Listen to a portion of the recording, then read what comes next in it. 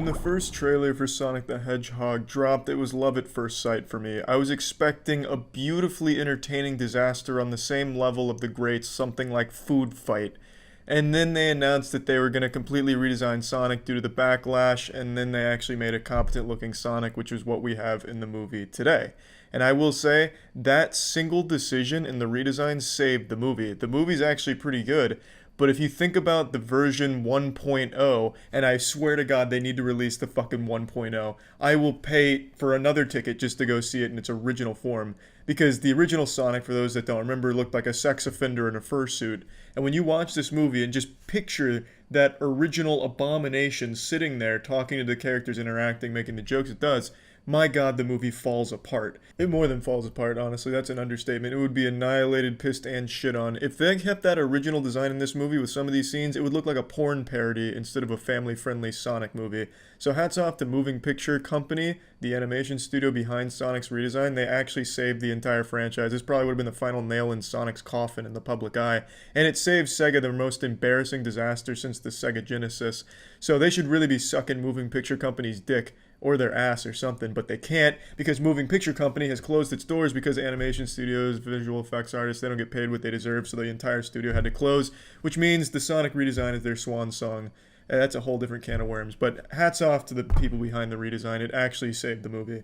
Like I said, the movie's pretty good. It's not bad, it's generic, and it's very clearly for kids, and it does really well in that area, I imagine. Kids loved it. People in the theater with their kids, they were having a great time. And it's not bad, it doesn't hurt to sit through, it's not like a painful experience, but it very clearly is aimed at a younger demographic. Sonic flosses twice.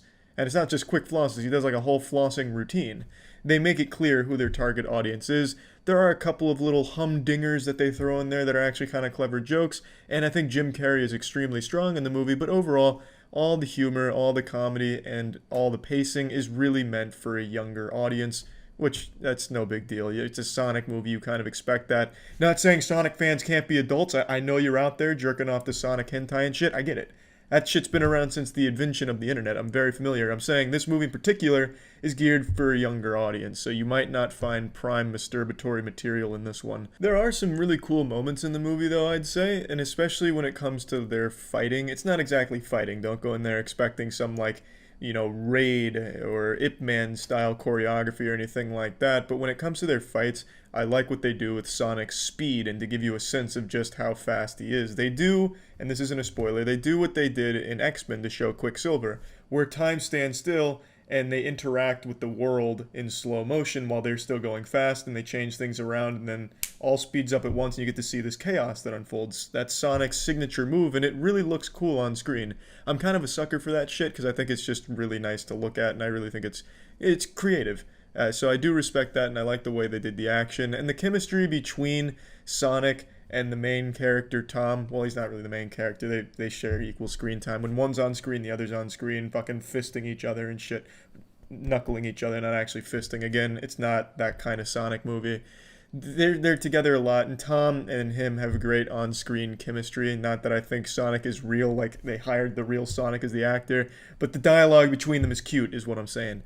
There's really nothing wrong with the movie. There's nothing great about the movie. I think it's pretty forgettable unless you were a real hard Sonic fan, which I know a lot of people are. I think it does the character justice. And really, this is probably the best they could have done with opening a Sonic the Hedgehog universe. I think it was well done. They had an origin. They had, the introduction to these characters, beloved ones such as Robotnik and Sonic. It's just, I think they did everything they needed to do, and they did it well enough.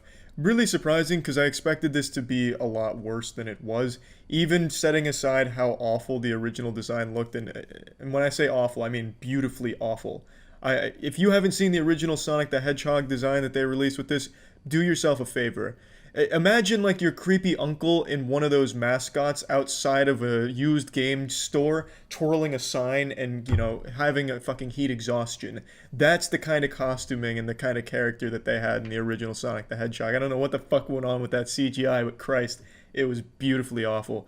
But setting that aside, I still expected the movie to be bad, because that's how they envisioned Sonic, and it looked like shit. Well, how else did they envision the story and, everything else along with it, not just the design? I thought it was all going to be super misguided and shitty, but it wasn't. It was fine.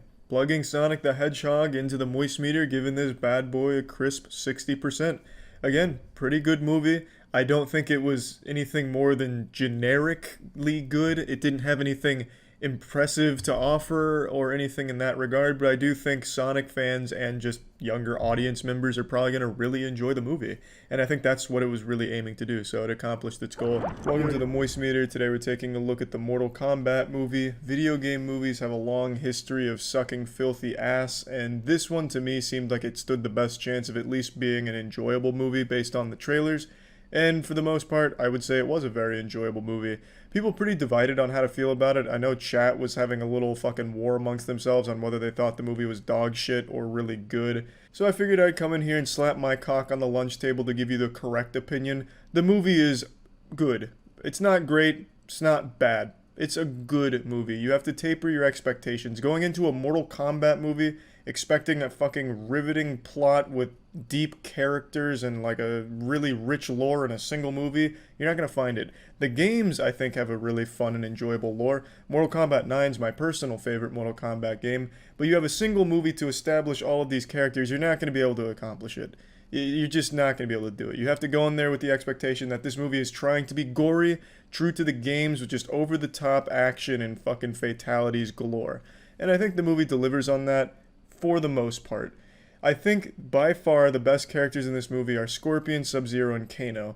Unfortunately, Sub-Zero and Scorpion aren't on screen that much, but luckily Kano is. Kano is the only character in the film that I feel is really true to the video game counterpart, and is done beautifully. They do justice to this character. Kano, every time he was on the screen, was the star of the scene. But aside from that, the other characters aren't bad, they just feel flat. I think it's a huge missed opportunity, though. My biggest complaint is that it follows a new character called Cole Young. He doesn't have a video game counterpart, which isn't the worst thing in the world. If you want to make up a character for the movie, that's fine, but make them interesting. He was the most generic-ass, fucking forgettable character I've seen in a long time. He's just like the RuneScape default character. There's just nothing unique about him. He's what happens when you just circle C on the test because you don't know what else to do, so you just choose the most basic answer possible. He is the most run-of-the-mill, normal guy in the movie, and it follows him as the protagonist for some reason. He wants to protect his family. He's having a bit of a rough streak. You know, he used to be a great fighter, but now he's blowing some butthole. And then he has to find that courage and rise to the occasion to be the fighter he was born to be. It's just, it doesn't make sense. I don't know why they would follow the least interesting character in the entire movie. They start off great. I think the intro in like the first 20 minutes is fantastic. You have Scorpion and Sub-Zero fighting. It's brutal, it's bloody, it's really setting a great tone, and then it goes from that to Cole Young, who's whining once again because he didn't get a toy in his cereal box or whatever he's sad about now. Just not a good decision to follow Cole Young. It should have been anyone else, really. Just use a character from the games at that point. Just take someone and follow them. At least that would, be interesting, because they have unique characteristics about them. Cole Young doesn't. And it's no fault of the actor or anything, it's just a really lazy, flat character that was written into it. But aside from that, which is my biggest complaint, the movie is fun. Like I said, it's brutal, it's bloody. The fatalities in here are great. They have the cheesiest lines such as, fatality or Kano wins, which they say out loud, which is as goofy as you can imagine. But you can't help but hear that and get a smile on your face, because the movie's self-aware. The movie knows why you put your ass cheeks in the seat to watch it. You are there for that goofy, fun, brutal, bloody shit. So when you hear a character say flawless victory, you can't help but kind of pump your fist and celebrate with them, because that's the fun of the movie. And when it's in that mode, it's at its best. I saw some people complaining that there weren't a lot of fights, and I don't even know if they watched the same movie that I did. This film is a ton of fights. Very small ones, though. Like, there's little skirmishes between characters, but I think that's fine, albeit a little silly sometimes, because at times the movie felt like it really wasn't Mortal Kombat. It felt more like Power Rangers at times, where the fights are just so short with so little impact, it's like, what the fuck was the point? Like, there's a scene where Kano gets stabbed in the leg with his big-ass knife, and then in the next scene he's just walking around normal like nothing happened. He totally forgot about it. So you have like all these little fights, which they're decent fights, but they just don't have any weight to them. And they're filmed kind of poorly. And I guess when I'm saying fights, it's really just little tussles, like 30-second bursts of action, which is sprinkled throughout the movie a lot, which I think fits the Mortal Kombat vibe. But again, they're not really filmed super well because it's going that generic, awful trend of like, between quick editing and a bit of shaky cam, so the action's all obscured. It's a bit disorienting and a bit disappointing. But when they have like the actual big fights, they're a joy to watch, especially when they end in that bloody, brutal fashion. It's fun. Another complaint I have though is that the CGI at points I think is really bad. I don't know if I'm the only one that thinks that because I haven't heard anyone else mention that, but in particular, there's a few scenes that come to mind that I don't want to spoil that I was like, wow, looks like shit. It actually looks like an old Mortal Kombat video game cutscene.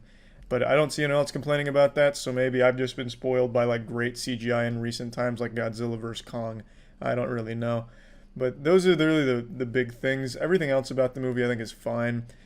Plot, serviceable, gets you from point A to point B. Characters, likable enough. Cole Young being the only bit of wet fart in the movie of a character. The other ones were fun to see come to life on screen. I thought they were done well. Another complaint, but not the biggest one. Towards the end of the movie, they do like this speed run where they just start fighting each other. I'm not trying to spoil anything, but they really blast through some important villains like they were nothing. Like some classic villains get killed in a single shot, like a sucker punch or a single shot out of nowhere and just die instantly. That was a little underwhelming to see since they were building all of these characters up for a climactic fight and then you have a fight just end with like a single stray shot that kills them. That was a bit sad, but not the biggest deal in the world because you had already gotten so much action leading up to it, so it's fine. And the final fight makes up for it. There's really, like, I got what I expected. I got pretty much exactly what I was expecting, so I can't be mad at it. So just plugging it into the moist meter, I'm going to give Mortal Kombat a 65%. You have to go into this movie with the understanding it's just supposed to be brutal, bloody fun, and for the most part it is. It's not always brutal and bloody, only really for the big fights does it even get bloody. The smaller fights, it's like maybe like a scratch or a bruise or something, but other than that, it's just like standard punches to the gut that are then blocked or something. But when it's at its best, it's doing great, and I had fun with it, so that's about it. See ya. Welcome to the Moist Meter. Today we're taking a look at the new Netflix show Arcane, which is based on League of Legends, and I want to just start by saying it slaps. But on paper, it sounds like an absolute diarrhea disaster of an idea. Taking a video game and adapting it to any other medium almost never works. So taking League of Legends and turning it into an animation probably didn't have that many people ripping their shirt off and twirling it over their heads in excitement, unless of course you were already a League of Legends fan, then I imagine you were pretty hyped for it. The crazy thing about League of Legends is everyone's at least heard of the game and they're familiar with it to some degree, and a lot of people, like myself, have probably even struggled with a League of Legends problem. I'm actually 3 years sober. I played from seasons 3 to 6 daily, but then I kicked the habit realizing it was bad for my mental health. But I'd be lying if I said I didn't occasionally get that itch to hop back in the Crucible, take the Summoner's Rift by the tits and go wild. I still get that little devil on my shoulder telling me it's time to get back into League.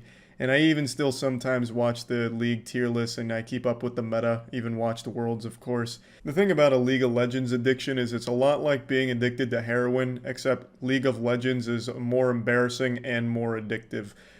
All of this is more like a cry for help. This has nothing to do with Arcane. The point I'm trying to make is everyone's at least heard of the show, and a lot of people maybe had a negative experience with League, so maybe wrote off Arcane right away because they just don't want anything to do with League lore or anything. And I think that's a real fucking shame because Arcane is an incredible show. Regardless of your feelings on the game, this show stands on its own 2 feet. There is really nothing in common with Arcane with League lore. All Arcane does is borrow some of the characters and settings from League, and it uses them in a totally original manner. There is no real crossover other than just having those familiar names and faces. Arcane is such a beautiful show. The animation in Arcane is top-notch. Riot did not spare any expense here. It is fucking gorgeous. And a lot of times it felt like I was watching a goddamn AMV. Like, it felt like an old-school anime music video sometimes because they have, like, these original tracks that'll play throughout the show, and it'll be complemented by either action or just, like, a full-blown montage, emotional montage of something happening with a character or multiple characters. And it's so beautiful. Like, it's done so well. Like, there's one scene in particular that really stands out to me. And I'm trying not to give any spoilers here, and I won't actually. I won't even mention the scene. Fuck it. The Just trust me when I say when the music kicks on, expect something cool to happen like at every moment, because the music will often be accompanied by really great action or just some really well done scene that's just elevated by a great background track. The thing about the show that caught me off guard the most is that it's not as family friendly as I expected. I went into it thinking it'd be like a squeaky clean, pretty generic, pretty cookie cutter experience. Like, hey, kids will like this and League fans will appreciate seeing the characters come to life, but it won't have any depth to it. That is dreadfully wrong. That's a lot of diarrhea dog shit. I was very wrong about that. That's not I'm not saying it's like the most mature show ever made. You're not going to come in here and see like fucking war crimes being presented and exploring a character's experience with a like abusive alcoholic father and seeing everything that comes along with that baggage. But it's a show that isn't just for a younger audience or for a family. They also do use explicit language. There's fuck tossed around, there's shit, there's blood, there's no cum yet. But they do tackle more heavy themes as well as explore darker moments in the series, which was surprising to me and I appreciated it. They gave a lot of depth to these characters. It was a lot more than I expected, a lot deeper and a lot better written than I expected going into it. The writing really did impress me. They're not afraid to kill off characters, though there is a pattern that I'm noticing that I won't mention here due to spoilers that is a bit disappointing with how they handle some deaths and some other characters that don't die. I'm trying not to give away anything here, but maybe I'll do spoilers at the end and get more into it. But overall, I was impressed that they're not afraid to kill off characters that they spend a lot of time building up. And I appreciate that. They're definitely going the extra mile to make this a show worth getting invested in with the narrative. It's not some like lazily written garbage. The characters feel alive. The world feels alive. They did a great job of building this world. You're introduced to a lot of different areas and a lot of different people and places and different positions of power and how all of that is structured. It just works super well. I think the show really does a great job of bringing anyone into the narrative and getting them interested in the show. The action is also really good. It's so fluid. Like, they didn't cut corners here. It's not janky, and it feels pretty meaty, especially when Vi's delivering a fucking biblical beatdown on some bad people. They just truly didn't cut any corners anywhere. Even if you absolutely fucking hate League of Legends, you will still probably like this show. My girlfriend hates League, hates the entire idea of League, and really liked this show because the characters are well written, the narrative is good, and it is a beautiful show. The animation, I can't stress enough, is just visually gorgeous. And it's a very unique style that I haven't seen explored before, at least not thoroughly. I've seen a couple animated shorts in a similar style, but never a full show in the same style to this level, where everything is super fluid. Like, there's never any moments where characters are just standing still doing nothing. They're always moving. Everything is constantly in motion. And I can just really appreciate how much life that brings to the universe. I just don't have very many negative things to say about this. I do have a couple things that I'd like to bring up, though. And this is going to be spoilers, so a bit of a spoiler warning. It's going to be quick, but here come a little spoilers. The thing that I mentioned a bit earlier with death, the thing that they're making very clear is that League of Legends characters are the only ones that are unkillable in the show. Every character that has died so far is a character that has not existed in the game. But the game characters are still totally fine, still building, and I feel like that's a pattern that will probably continue for a while. Maybe I'm wrong, and maybe they come out of the gate swinging in Season 2 and all League of Legends characters just fucking blow up. They just get blasted by a plague or something. I don't know. But right now it just seems like they do not want to kill those League characters, which I obviously understand, but I worry that it might cheapen the narrative a bit if you just know these League characters are going to be fine for the entire show. Another thing that I'd like to critique a bit is I think they're trying to cram too much into too short a time period. Like, they're doing too much all at once. So some of the relationships just really get wild quickly. Like Vi and Caitlyn, they go from hating each other in one episode to being inseparable in the next. And I just feel like the show's missing that crucial building to that point because it looks like they just flipped the switch and they went from enemies and really, suspicious of each other to being fully trusting and fully open to each other. Like they don't want to ever be apart. It feels like they did so much all at once that this relationship didn't get a chance to get there naturally, and it just happened in one episode, which isn't the worst thing in the world because it keeps the pacing fast, and this is a very fast-paced show, but I still just thought that was something worth at least mentioning. Spoilers over. Alright, and now there's still a little bit more I want to talk about before plugging this into the moist meter formula. I would like to mention how great a job they did with the main villain here. I think the villain of Season 1 was so well done. They weren't just cartoonishly evil, they had some very evil moments, but overall it was a character that you could almost sympathize with, you could understand where they're coming from, and you'd be upset with the way they'd be getting there, but you could still at least see that the overall goal wasn't just some burn the world down, fuck everything. It was a character that had real depth, and by the end of the season, there was just a lot to appreciate with what they did with the villain. And I always like when a show is able to make a villain that you don't just absolutely root against at every moment, and that it's not a deep villain, just there to be a punching bag for the good guys to look great against. I like that they made a very good effort to bring that villain to life, and I think they did a great job. Alright, now let's plug this into the moist meter. I'm giving Arcane a 95%. This is another rare 95, but I do definitely believe this is a must-watch show, even for people that don't like League of Legends or have no interest in it. This is a beautiful show, and that's a word I've used like 20 times already, but it's the best way to describe it. The visuals here, the animation is so good. It is a unique looking show that delivers a great narrative to go along with it, and the action, there's always action, so if you're here just for like some good fights, you're definitely going to get that here too. It just has something to offer to everyone. It's a show that I feel the same way I did about Invincible, where I walked away from it being like, yep, that's a show I can see a lot and most people really appreciating. Arcane is just a standout show, and I think they absolutely fucking crushed it.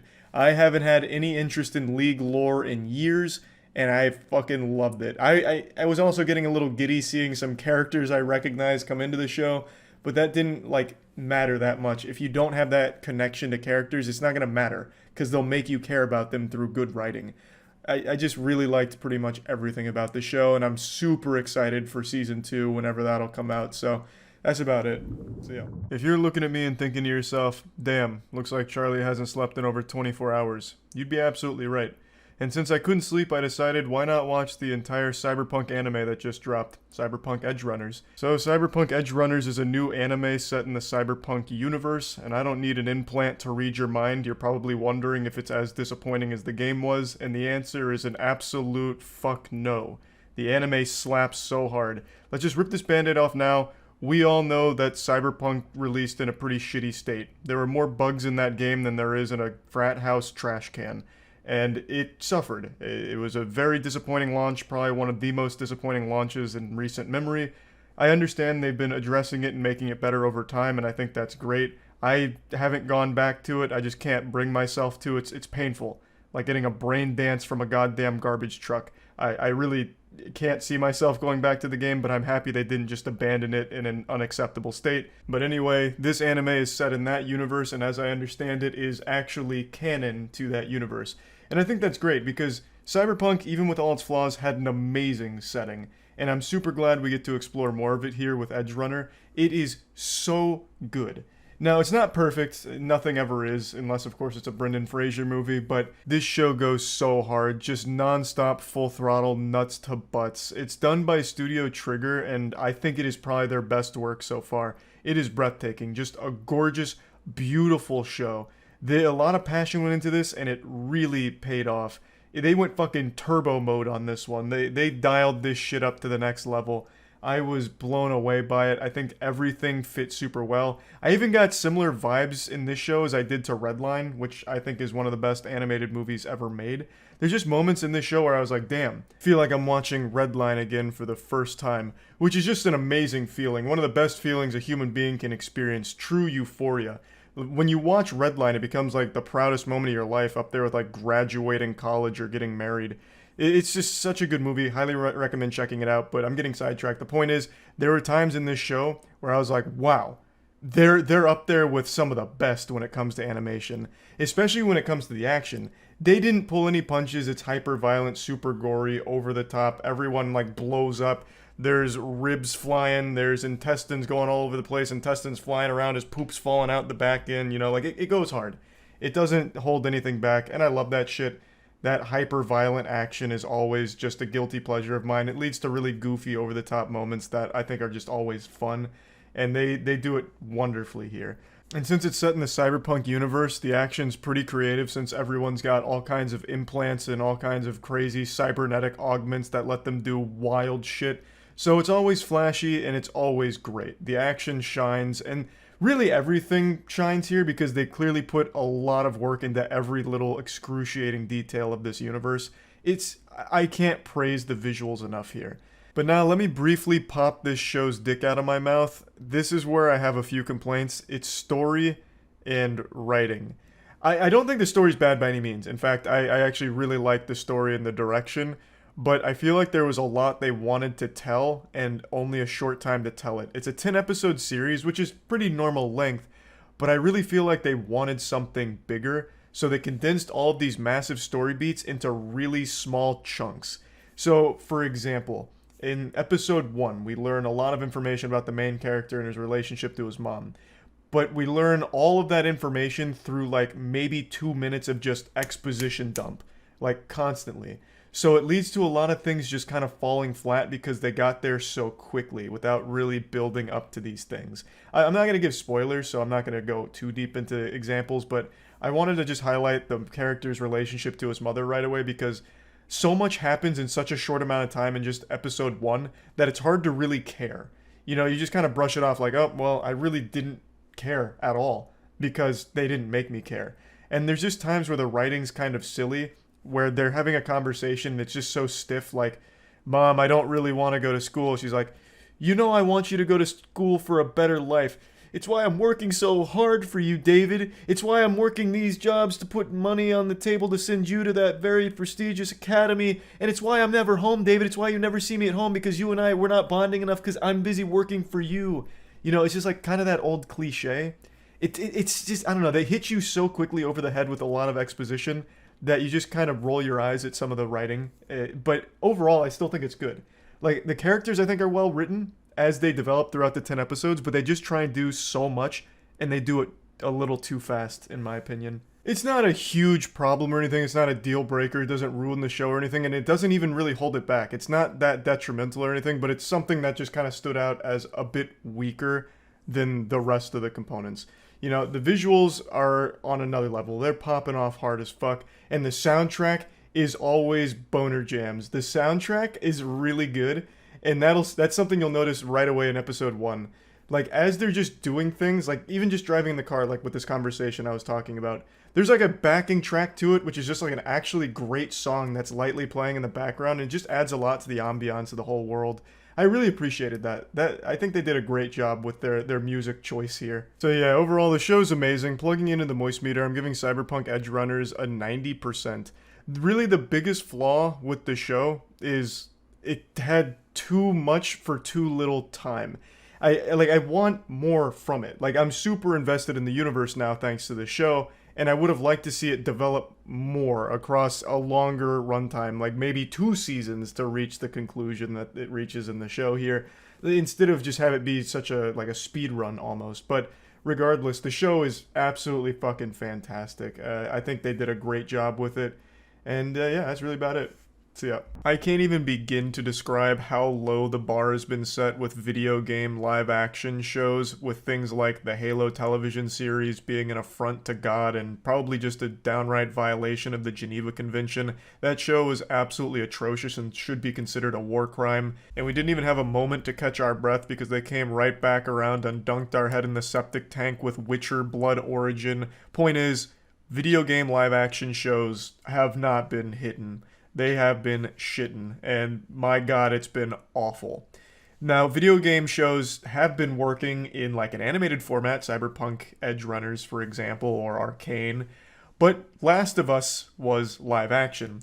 So I was I was a little scared, but I was cautiously optimistic because Last of Us, the game, is a fucking masterpiece. The first Last of Us game is an unreal experience that already has all of the DNA to be a great show. All you have to do is follow the roadmap without getting too cute with it and thinking you know better and changing everything. And I'm happy to say they didn't. Not only did they follow the roadmap of Last of Us, they improved upon it. The things they changed or added actually improved the overall narrative somehow, which I didn't think was possible. It fleshes out some characters we didn't get to spend a lot of time with in the game, like Sarah, Joel's daughter. She was only in there for a little bit, but in the show, she has like a whole episode dedicated to really giving a ton of information about her, and we learn a lot about her and Joel's relationship, so it makes what happens next feel much more impactful. Which is incredible because in the game, that intro sequence I still think is one of the finest in all of gaming. The intro to The Last of Us is pure perfection, and in the show, it is done justice. It's done just as well, if not better, because we got to spend more time with Sarah, so everything that happens feels bigger and more emotional. And they don't do that with just the characters, they do it with the world itself, and I really appreciated that. All of the main story beats are still fully intact, however, there's a lot more that does go differently than the game in this show. For example, Bill and Frank. Bill and Frank in the game are not a huge part by any means, but in this show, they have an entire episode dedicated to them and their relationship. Now, there's things I like and dislike about that approach because I think they did a great job with Bill and Frank's relationship. I think it's a good episode, but I do miss the chemistry between Joel and Bill. In the game, the two interact. The two, they work together. I'm trying not to get into spoilers too much here. In the show, Joel is very, very, very minor in that episode. Very minor in Bill and Frank's life. So you don't get that same effect where Joel and Bill have this chemistry together. And that's okay. Like, I didn't mind it. I did miss it a little bit, but the episode still does a great job, and the story beat is still intact. Bill does still serve the same purpose in the show that he did in the game. So all of that is still intact, and they go about it in a different way that I think does work, but I do miss the Bill and Joel chemistry. And I feel that way about a couple of other things as well. Example, the infected in this show aren't prevalent, like at all. They're there sometimes, but very sporadically used. And I get that they're not the focal point. They weren't the focal point in the game either. But in the game, you do encounter them quite a bit, and it helps with the pacing of things and making things feel higher stakes. In the show, since the infection, the infected, all that is kind of at the back burner to the people and the characters around it, it doesn't feel like the stakes are always as high as they say they are because we, while watching the show, haven't seen it as much. So I would have liked if they played a bit more of an integral role in the show, if we saw a bit more of like how devastating and how brutal life is out there with the infected. But it's not that big of a deal. That's not a huge complaint of mine. It's just something I wanted to point out. I really don't have major complaints about the show in general. I liked it a lot. I think everything they did here worked. I think Pedro Pascal as Joel was an amazing choice. I think Bella Ramsey as Ellie was amazing. Like, all of the characters did a great job, and I can't believe the tactic of don't play the games before playing the roles worked out, because I hate that shit. I don't see the point in telling your talent to not play the source material. I still don't get that at all. Like, you don't have to be impersonating the characters. You don't have to be fucking cosplaying as them or whatever. Like, you don't have to be a caricature of it. But it should at least be good to have that knowledge of how their role was played in the source material. But I digress. They told them not to play the games, and it still worked. The portrayal of Joel and Ellie in the show was very faithful to how they were portrayed in the game. Like, it was just really well done. And I also liked the new characters they introduced. They did introduce new characters that I thought would absolutely just be a stupid idea, but they made it work. And those new characters added a lot of elements to the development of both Joel and Ellie, or the world around them. Like, everything they did here was a good call for the most part. I don't have anything that I can point to and be like, that sucked. But there is one thing I can point to and say, I wanted more. And that is in regards to the finale. I feel like they rushed it. Now, not in a terrible way. It's not like this is a horrible, rushed, awful ending or anything like that.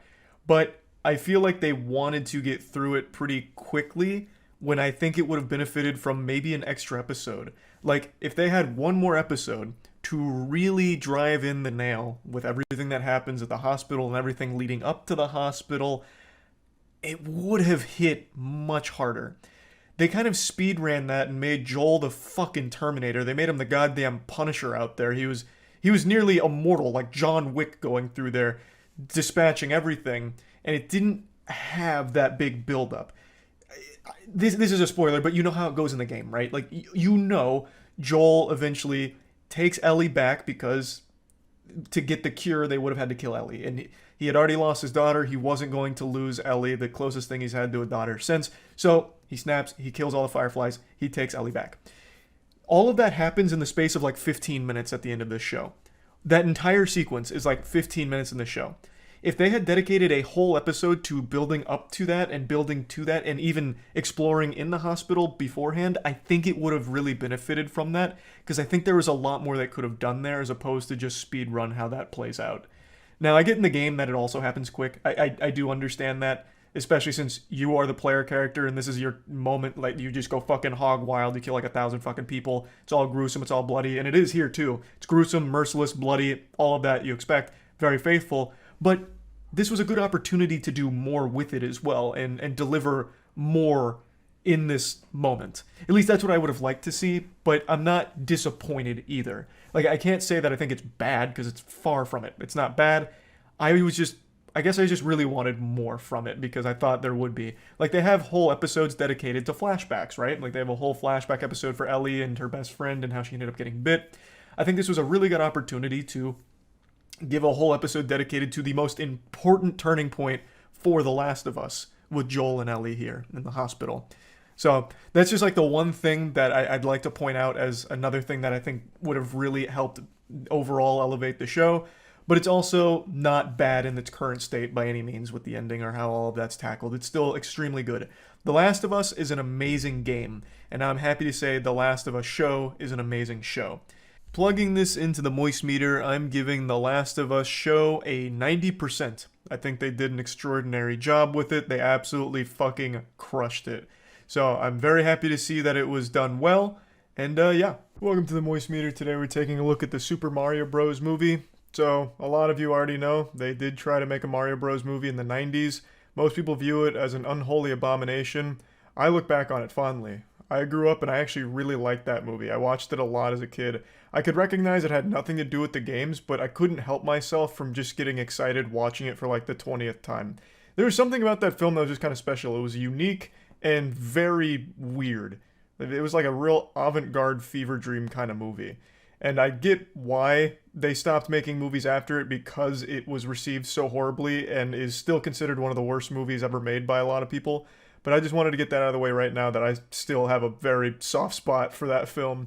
But anyway, I'm glad they're trying again, because, as a lot of people have mentioned, this opens up the door for Nintendo making other big budget movies on other IP they have, such as Metroid, Zelda, all of that. So they needed this one to slap. And I'm happy to say that it does slap. Now, I'm not going to tell you it's like a Vasily Kamatsky style slap where it's like unreal and it's going to rock your world or fucking shake the foundation of animated films forever, but it is good. And I want to get this out of the way right now since there's already been controversy. I don't know what the movie critics watched, but it certainly wasn't this film. It had like a 46% on Rotten Tomatoes yesterday, and I don't know what happened there. They must have been boofing crazy pills. That is outrageous. This is not by any means a bad movie. I wouldn't even consider it a mediocre movie. I would say it is good. Above all else, it's very fun and captures the spirit of the games extremely well. Going into this, I was apprehensive about Chris Pratt voicing Mario. It just seemed like a pretty silly fit, and in the trailers, I was less than impressed. It honestly sounded like me delivering the lines when I first woke up in the morning.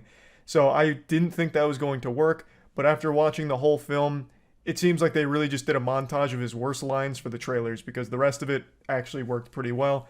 I didn't have any problems with Chris Pratt as Mario or any of the other voice casts for that matter, so that was a nice pleasant surprise, because I expected that to be the one thing that always rubbed me the wrong way about it, but it didn't. The film is extremely simple, which runs contrary to one of the popular reviews that said it's totally inaccessible or hard to follow, which I'm hung up on these reviews. They've actually got me tilted. I'm fucking stun locked on how stupid some of the reviews were for this movie, and then calling it somewhat offensive. I really don't know what happened there. If that doesn't prove that general movie critics are pretty worthless, then I don't know what will. Calling Super Mario Bros. Inaccessible or confusing. It's. Moving on. The thing about the film is it's extremely simple and is very clearly catered towards families as opposed to like hardcore gamers, right? This is an IP that's existed for fucking 4 decades now, pretty much. So a lot of the people that grew up with Mario and actively play it are adults. And this is not a film that's like geared towards them, but it is a film that they will enjoy. I am 28 years old, and I had a smile on my face a lot of times in this film. It's chock full of references and Easter eggs that you'll point and be like, I get that one, and it's cute. But it is a film that is very clearly for an entire family, younger audience, as well as something parents can enjoy too. The narrative is as simple as it gets. Mario and Luigi find themselves in Mushroom Kingdom, and they get split up where Luigi gets captured by Bowser and Mario's got to free him. And through that simple premise, they go on an adventure, they meet Donkey Kong, Princess Peach, and they go to free him. I will say that I actually do have a complaint about the narrative. I don't really understand what the point was in splitting Mario and Luigi up for this movie. I feel like that was just kind of a misstep. I understand Peach is usually the one that gets captured, and if they really didn't want her to be captured here and have her have moments to shine, that's fine. Just don't have someone get captured then. You could still have Bowser cruise up in the goddamn fucking war island and breathe fire and everything, and that's still an imminent threat that Mario and Luigi would be motivated to stop to help people. You didn't really need Luigi to be captured. For the most part, for the majority of the movie, Luigi's just the damsel in distress fucking hanging and putting his thumb up his ass with nothing to do. Which I think kind of sucks, especially because Charlie Day's performance as Luigi was really good. He does have some moments, but I just really think that was kind of a weird decision to have him be captured. Like, if you did want someone to be captured, I do think it probably should have been Peach, and if you didn't want Peach to be the one being captured, well then just don't have anyone be captured in the first place and everyone works together, you know, fucking power of friendship like animes taught us, and they go stop Bowser for the good of the Mushroom Kingdom. That would have still been just fine. It's not the biggest deal in the world, but I did find that a little stupid to have Luigi just be totally out of the equation for most of the film. But aside from that, it really does capture the spirit of just fun Mario shit. So there's a lot of like platforming moments where he's running like an obstacle course, or if him and Donkey Kong are teaming up to get to a destination, they're picking up power-ups on the way, shooting the, you know, fire flower and just going kind of crazy, killing, well, not killing, jumping on things and blasting them, kicking shells. There's even Mario Kart moments on Rainbow Road. And it's all really fun, and I think it really captures that essence. And it's beautifully animated. The movie is like shockingly gorgeous. They did not cut any costs on the quality of the animation here. That really impressed me as well. Everything in the film looks amazing. Now, the next thing I'm going to compliment might actually be something that some of you view as a problem, but I actually appreciated the pacing in that they didn't bother spending a whole lot of time fleshing out characters. The characters are super simple. Like, they don't really get much depth. For example, Mario shows up to Mushroom Kingdom. He's a total fucking stranger. He's being hunted by toads. Like, he's immediately, like, this problem that they're trying to, fucking kill and burn at the stake. The demon has entered the battlefield.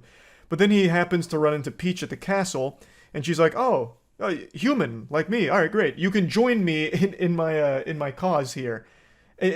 And that's it. Then they immediately become best friends. They immediately hit it off, fucking fireworks falling all over the place. They love each other immediately. And they never really, bother exploring, their relationship or even, how they feel a lot of the time. It's just very surface level. And I like that because I've never played a Mario game for the story. I don't think there's many people in the world who have. It's all just about fun. So the film just being pretty short and very focused on action and platforming and Mario references and fights and fucking karting, I think is for the best, as opposed to bothering with this, 20-minute scene building up, Mario, his dad being disappointed in him, which is a plot point, but it's not something they harp on. It's something he mentions one time and then it's like, oh, I'm sorry to hear that. Maybe your dad's right. Maybe you are a disappointment. And oh, no, I'm not. Let's drop it. And then they drop it and they don't bother really getting deep into it. And that's good. You have these little like sprinkled in moments of character development, but nothing too heavy-handed because the film didn't need it. That wasn't the primary focus. So for a lot of people, I do think that'll be a complaint. For me, I actually preferred it because I wasn't going to this movie for some kind of wild narrative that was going to have me tearing up. Yeah, I just wanted something fun, and that's exactly what they delivered. Also, hats off to the music. It was really nice seeing some of the most famous, iconic Mario tunes come to life in this film and even fit in different ways was very fun. But this is actually something I heard Chris Stuckman mention. This rubbed me the wrong way as well. There's a lot of moments of like 80s rock in here for some reason, which makes no sense. Fucking AC/DC Thunderstruck playing out of nowhere, or them running around to Beastie Boys. I don't know what the thought process was there. It really doesn't work at all. Like, even if you're a huge fan of those songs, seeing them in this movie, it's like, oh, that's not hype. That's just fucking weird. Almost feels like watching some kind of like YouTube AMV where they try and like make a song like that fit the atmosphere, and in this one it just didn't work successfully. But when they actually have like the Mario music that they've composed in different ways, it works very well. So they should have just sidelined that whole like 80s rock thing they toyed around with here. That probably shouldn't have made the final cut. But yeah, anyway, I just really don't have a whole lot of complaints about the film at all. Plugging Super Mario Bros. Movie into the moist meter, I'm going to give it a nice 80%. I think it's a lot of fun, and that's all you should really expect going into it. It's nothing amazing, it's nothing that's going to blow you away, but you're going to have a fun time watching the film, and it really does feel like watching the game come to life. So I think they did a great job with it, and I'm hopeful that they'll continue to do this with other properties. The Borderlands movie is finally out, and Jiminy Christmas, it's atrocious.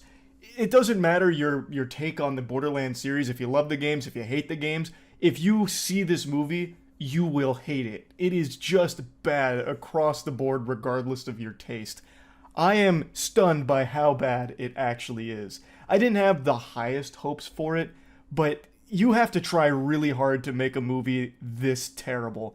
So I went last night to see it with a bunch of my friends. We were 10 heads deep to see the Borderlands movie because this is one of those special stinkers that had a lot of hype. 0% on Rotten Tomatoes when it debuted. A 3 from IGN, which is unheard of. IGN gives fucking anything a 5. If they watched an hour and a half of the peanut butter jelly time banana gif going back and forth, they'd probably rate that a 5. And they gave this a 3. So we knew that this was going to be something impressively bad. But I don't think any of us expected just how boring, lame, and just downright nauseatingly, insultingly worthless this film is.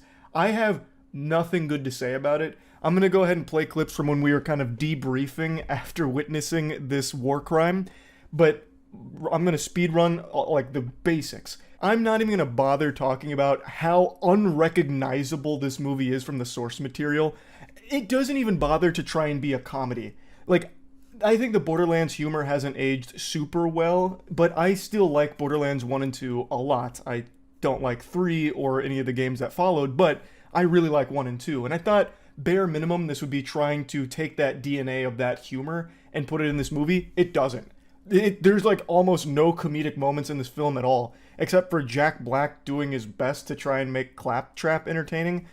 He's like the only one putting any kind of soul into this at all. Everything else is like the most flat NPC shit ever. It felt like everyone in this movie just didn't want to be there at all, except for Jack Black, who was at least trying. But again, I'm not even going to talk about how different this is from the Borderlands source material. I just want to talk about how bad it is just from a movie perspective. This movie had an over $100 million budget, and I don't know where the fuck that went. They need to be investigated for money laundering because there is some fishiness afoot here. Something has gone awry. The movie looks horrible. Like, visually, it is bad. Claptrap is like the only thing that looks pretty good, and apparently they didn't even credit some of the people that worked on Claptrap. There's quite a bit of controversy around that right now. And Claptrap is the only thing that actually looks consistently decent. All of the action, it's like you stick your head into a fucking washing machine that's going through like a rapid cycle. You can't tell what's happening with the action because there's no choreography. The camera's doing this like they're playing Beat Saber with the camera. It's terrible. The action, they don't even use the core component of Borderlands, which is the guns. The guns aren't here. They only use like the most basic guns, which is an assault rifle and a pistol. Now they do have the Infinity pistol, but they don't explore that being cool at all. It's fundamentally still just a normal pistol in this movie.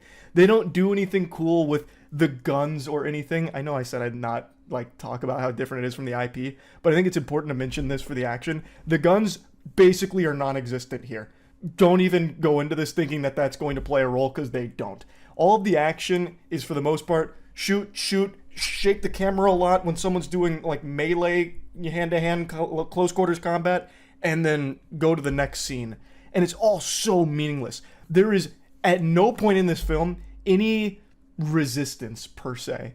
Everything goes exactly how it needs to, without any like emotional stakes, without any kind of like actual obstacles. They forgot like a core component of the film is something that needs to be overcome. You know, like this big moment doesn't exist here. Everything is just this fucking cakewalk with characters that seem actually bored. Every character seems truly miserable to be acting in the film. And I don't blame them, because the material they were given was 100% spit out by ChatGPT. I'm tired of using that criticism, but it's becoming so apparent when AI is used here, and I am confident that all of the attempts at comedy were AI-generated jokes.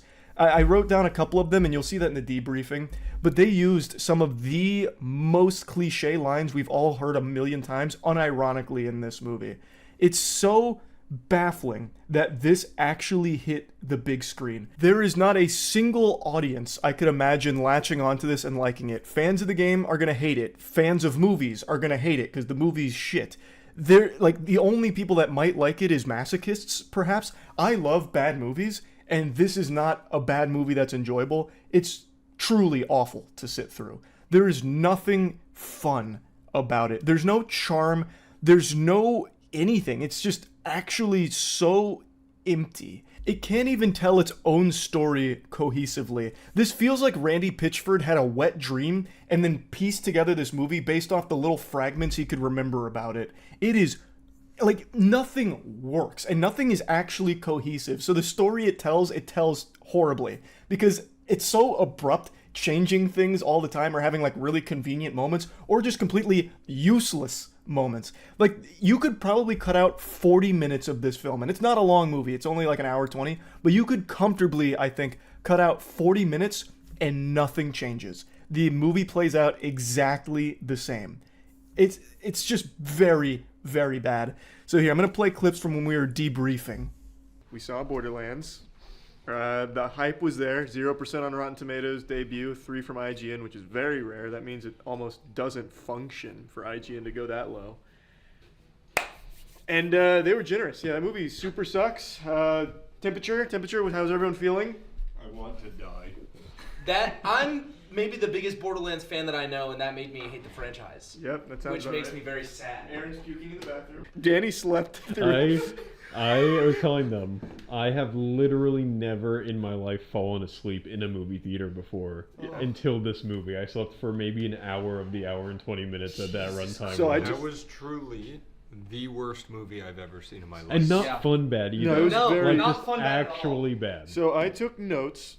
And that's rare. Usually I reserve this for only the biggest stinkers. I think comfortably that's the worst movie of the year. It's worse than Tarot.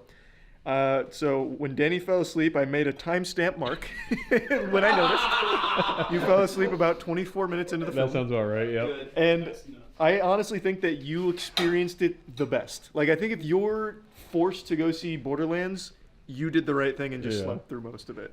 Because it is insufferably bad. So let's talk about what makes it so bad, huh, guys? What makes it so bad?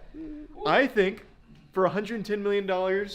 they made a CW movie. Yeah. That movie visually is irredeemable. That's actually extremely offensive to CW. The set dressing looked like it was all made of plastic. Set dressing? Yeah, like, that's what I'm saying. It was like fucking Party City. They walked in, they were like, let's put up streamers, I guess.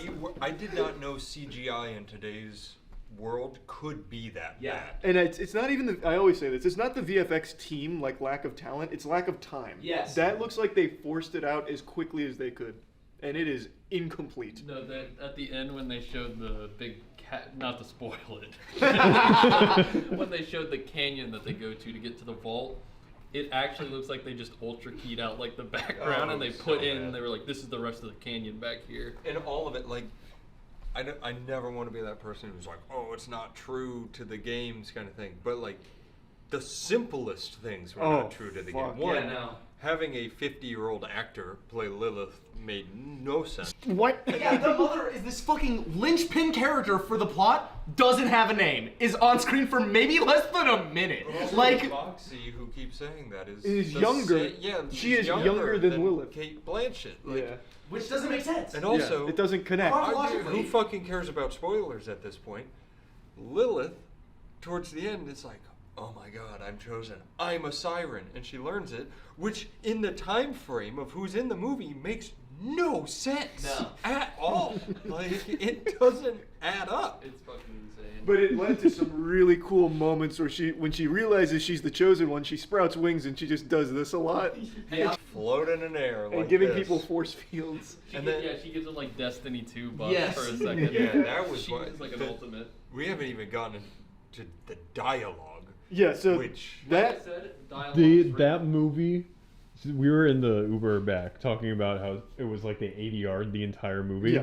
Yeah. I think the ADR, they just recorded a table read from when they were That first had to be reading the just- script. it had to be. Right? Yeah. No, the guy playing Krieg, they didn't even tell the actor in the costume to go like shake your head up and down so maybe No, we're he was talking. stone cold, It was- like solid the whole time. Even when his voice lines were going. I wrote down a couple of my favorites because it does feel like I hate to use this because it's overused now as a criticism, but it really does feel like it was all AI generated. So it feels derivative of everything that's ever come before it. Unironically, these were some of the lines used. "I'm too old for this shit. You in what army? The one right behind The one right behind me." Oh!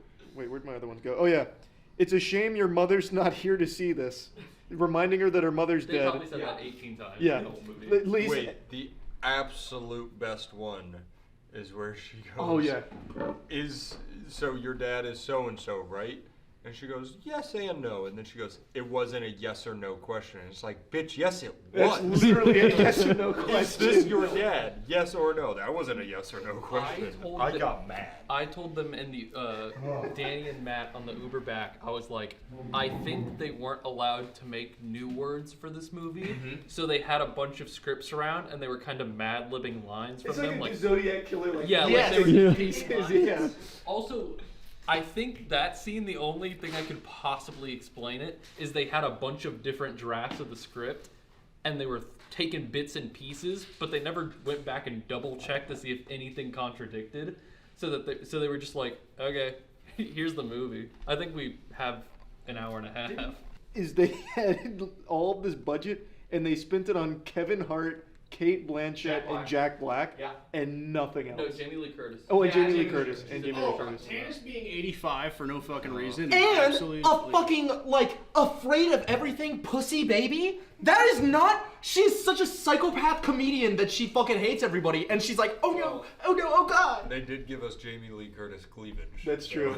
Yeah, thank goodness. They We did all have, they, wanted. they did I have, was asking they did have for like it. a shot of her yams for some reason. Nothing against I was Jamie Lee. awake for that part. Oh, I know you were. I woke him right the Danny fuck up. fucking went from closed eyes to awooga. Honkers. It was my favorite every time anything new happened, and they were like, oh wow, look at this place. And Claptrap would go, this is your house, right? And she's like, yes, this is my house. Thank you for noticing.